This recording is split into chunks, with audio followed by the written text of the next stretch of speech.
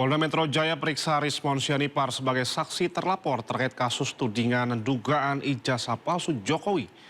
Rismon dicecar 49 pertanyaan dari pihak penyidik, namun dirinya hanya menjawab 2 pertanyaan saja. Rismon Sianipar kembali diperiksa tim penyidik Polda Metro Jaya sebagai saksi terkait kasus tudingan dugaan ijazah palsu Jokowi. Rismon dicecar 49 pertanyaan mengenai video yang diunggahnya di media sosial miliknya.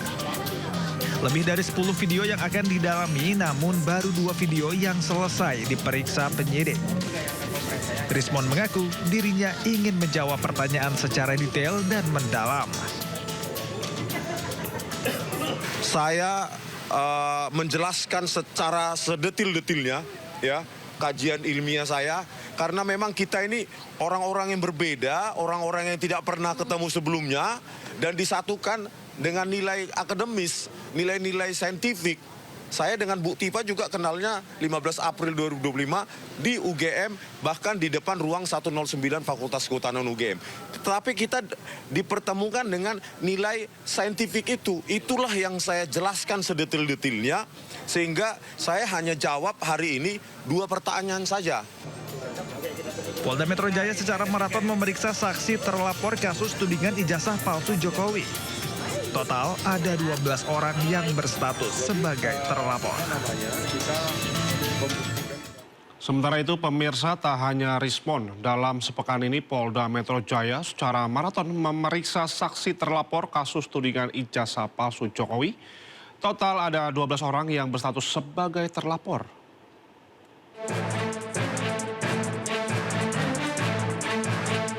Polda Metro Jaya secara maraton memeriksa saksi terlapor kasus tudingan ijazah palsu Jokowi. Total ada 12 orang yang berstatus sebagai terlapor. Salah satunya adalah Abraham Samad yang sudah diperiksa oleh penyidik Polda Metro Jaya. Roy Suryo, Kurnia Trirayani, Rizal Fadilah juga telah menjalani pemeriksaan sebagai saksi terlapor pada Rabu pagi. Sementara pada hari Selasa 19 Agustus 2025, Polda Metro Jaya juga memeriksa 3 orang saksi, yakni Meryati, aktivis KNPRI, Sunarto, YouTuber, dan Arif Nugroho, seorang jurnalis. Ya memang saya dari awal menyatakan, seorang saksi itu harus bisa atau harus hanya mengatakan apa yang dia lihat dengan mata dia sendiri dan apa yang dia dengar dengan telinga dia. Seorang saksi nggak boleh dimintain pendapatnya, apakah Bapak lihat ini siapa.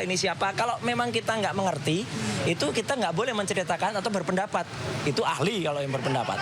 Saksi itu hanya mengatakan yang dia lihat dan dia dengar.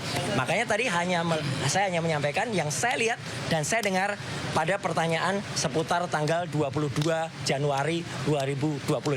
Selain itu, ya saya tidak perlu menjawab karena pertanyaan di luar tanggal 22 Januari itu 2025 adalah tidak saya ketahui dan tidak saya dengar.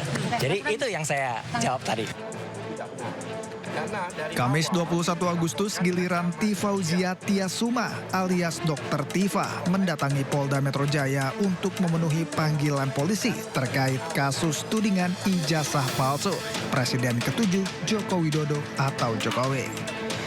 Dr. Tifa membawa buku Jokowi's White Paper yang baru diluncurkan beberapa waktu lalu.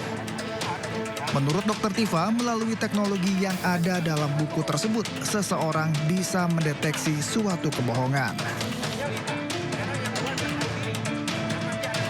Persiapannya ya, ini juga pelajaran untuk semua rakyat Indonesia ya, bahwa kita ini benar-benar dengan pelajaran, dengan apa yang saya alami itu, jangan pernah buta hukum.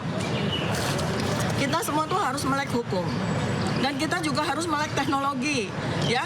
Anda baca tulisan kami, hasil penelitian kami, Anda akan tahu bahwa dengan teknologi yang sudah kami jelaskan di buku Jokowi's White Paper ini, sesungguhnya kebohongan itu nggak ada tempatnya lagi, ya. Kebohongan nggak ada, orang bisa bohong. Jadi kalau ada orang yang masih mau berbohong dan masih kepengen berbohong, itu orang itu kudet, jadul.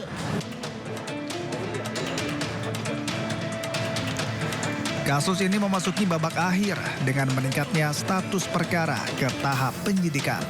Namun, hingga kini polisi belum mengumumkan siapa tersangka dari kasus tudingan ijazah palsu yang dilaporkan oleh Joko Widodo. Publik menanti akhir drama kasus tudingan ijazah palsu ini. Apakah pemeriksaan Roy Suryo CS akan berujung pada penetapan tersangka atau lagi-lagi hasil pemeriksaan polisi hanya menguap begitu saja?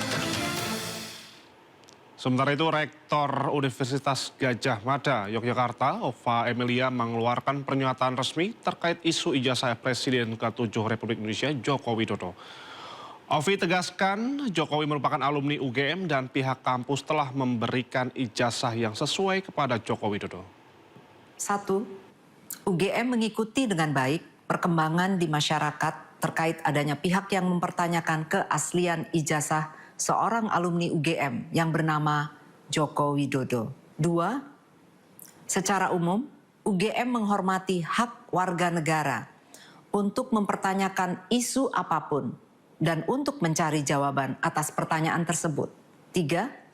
UGM sudah menyatakan beberapa kali secara tegas bahwa Joko Widodo adalah alumni Universitas Gadjah Mada. 4. UGM memiliki dokumen otentik terkait keseluruhan proses pendidikan Joko Widodo di UGM.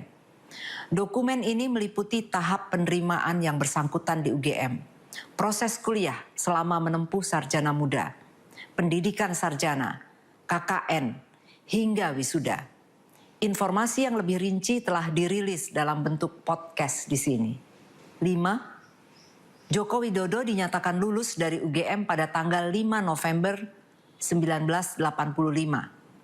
Dan UGM telah memberikan ijazah yang sesuai dengan ketentuan kepada yang bersangkutan saat diwisuda tanggal 19 November 1985. 6. Sesuai ketentuan hukum, UGM dapat menyampaikan data dan informasi yang bersifat publik dan wajib melindungi data yang bersifat pribadi.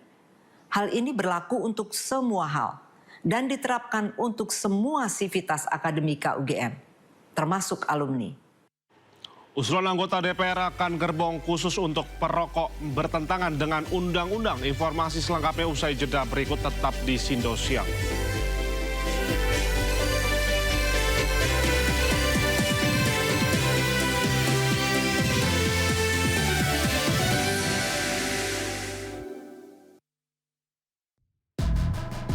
Kasus hukum dan politik di Indonesia. Berencana menerapkan program wajib militer bagi anak-anak bermasalah, terutama Mengedepankan objektivitas dan juga fakta yang ilmiah. Kalau menurut saya, ini kan masalah pribadi. Membahas setiap cerita dari banyak sudut pandang. Semuanya gugur, belum ada yang dipulangkan. Satu pun terkecuali digantung. Inside Story, Minggu pukul 7 malam di Sindo News TV. Program berita teraktual prime time Anda. Presiden Republik Indonesia tiba di Brussel, Belgia pada mengaduh ijazah palsu milik rekening penerima bansos terindikasi judi online. Menggali banyak peristiwa dari beragam lokasi. Muhammad Riza Khalid jadi salah satu tersangka olah tempat kejadian perkara kasus tewasnya diplomat. Dapatkan informasi penting di Sindo Prime setiap Senin sampai Jumat jam